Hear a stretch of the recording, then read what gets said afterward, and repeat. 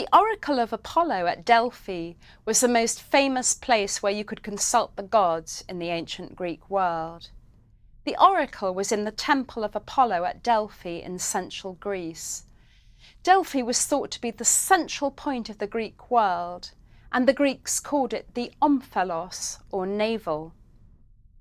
Apollo was able to answer questions 1 day a month, 9 months of the year. He got the winters off. Only men could ask questions of the oracle.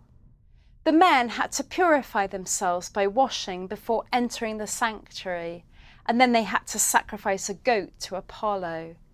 The goat needed to quiver to show that the god was ready to answer the question. The inquirers then had to line up in a pre-established order of precedence according to where they came from. Those from Delphi and the immediate neighbourhood were first in the line. Apollo's mouthpiece was a priestess chosen from the village of Delphi and known as the Pythia. She was said to be an ordinary middle-aged woman dressed in the clothes of a virgin, so the clothes of a much younger unmarried woman.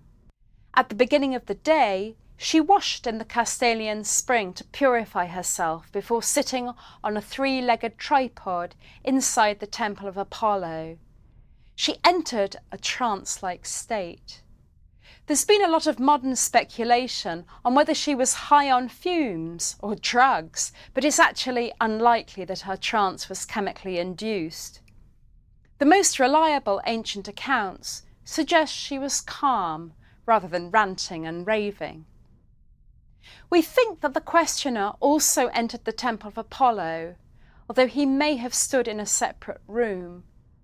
The question was typically framed as either, should I do X, or is it better to do A or B?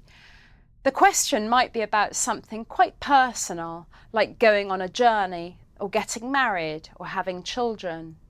Or it might be a matter of state, like going to war, founding a city, or endorsing the decision of the political assembly. The Pythia would then give her reply, probably in simple spoken form, although there are also lots of ancient accounts of giving her responses in complicated, riddling hexameter verse.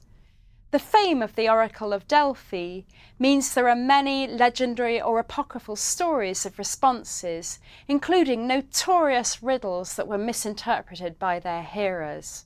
One example is of Croesus, the 6th century BCE king of Lydia, who was told that if he made war on the Persians, he would destroy a great kingdom.